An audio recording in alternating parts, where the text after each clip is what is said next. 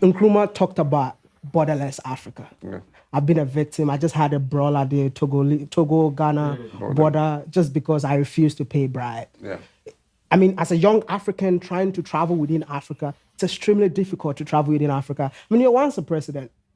You don't think Africa need a border? We should be a borderless continent, just like Europe. I had a visa for Germany. I was in Austria. I was in Netherlands. No one asked me anything. But on the continent of Africa, there's no free movement of people and goods. I mean, I will want to ask you, because I'm so much advocate for this. And when you come to power, what are you going to do to change that? Well, I was president of Ghana, and so I was a member of the AU, Authority of African Heads of States. We prepared the protocol for visa-free travel in Africa. We were going to pass it in Kigali. At the last minute, there were objections from, I remember South Africa, but there were 2 or 3 countries that objected and said we should delay it until much later.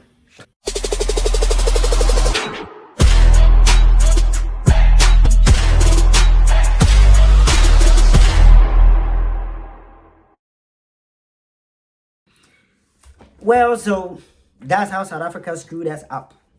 So if you are part of the people like me that have been fighting for an African integration, a borderless Africa, then there you have it. South Africa and some 2 other countries that, if I'm guessing, Kenya will be one of them. I don't know what you think. Put it in the comment. If you think about any nation that could also object with South Africa, just put it in the comment. I've opted for Kenya. That's South Africa and some 2 other African countries clearly objected. Told us that, no, put it aside, let's wait for a while. So this interview that you just watched is an interview with Wode Maya, African's YouTube sensation, Mr. Ghana Baby, Mr. African Baby, African Integration. How did Ghana's... Then this interview was actually had 2 years ago. Then former president, but now former and now current president of Ghana. That was 2 years ago, where he had the opportunity to ask him certain questions, pertinent questions regarding his policy and then the African continent. And just as we've listened, it turns out that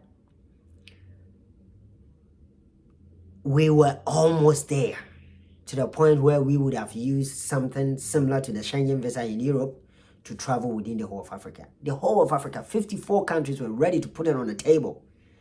And South Africa. So folks, see, first of all, please like this video. Join, subscribe to my channel, all right? Because I do this all the time. I'm going to give it to you back to back to back to back. I'm not stopping. So, first of all, you see, I've worked with a lot of South Africans, even from China. I've had classmates. I've played soccer with them. I think they're some great people, phenomenal South Africans. Can talk about Mandela, Steve Biko, and them all. They are great South African people. Even the current folks, I've worked with some that are not as good, but I've worked with some great people. Right? But I think a chunk of South Africans,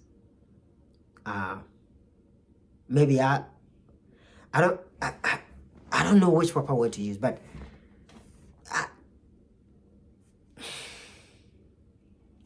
so first, I had my grudge with them for that xenophobia kind of thing that they were doing to fellow Africans. But now with this, I think it's becoming one too many. We need a borderless Africa. And because you think you have Johannesburg, you have big developed cities, and then you think your country is so developed.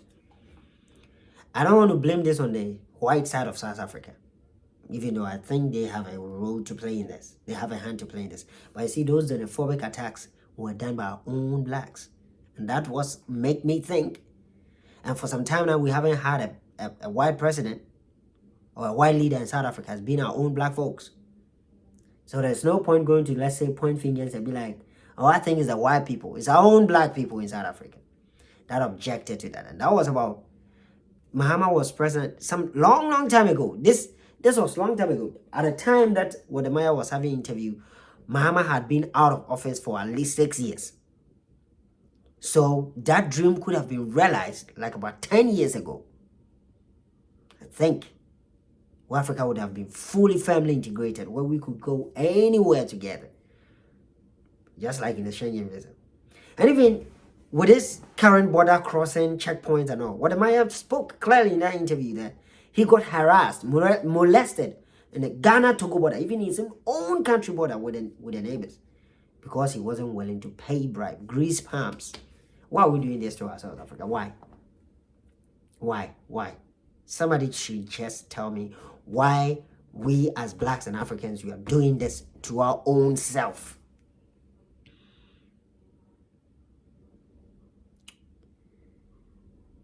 Ghana has launched the year of return, and according to Mahama, he actually initiated that Ghana visa African thing. So a lot of countries visit Ghana at least for free. Yeah, a lot of especially African countries. Even if you are, I know ECOWAS, the 16 countries, we do that, but the rest of Africa, a lot of them get visa on arrival at our airport, and it helps. It's boost tourism.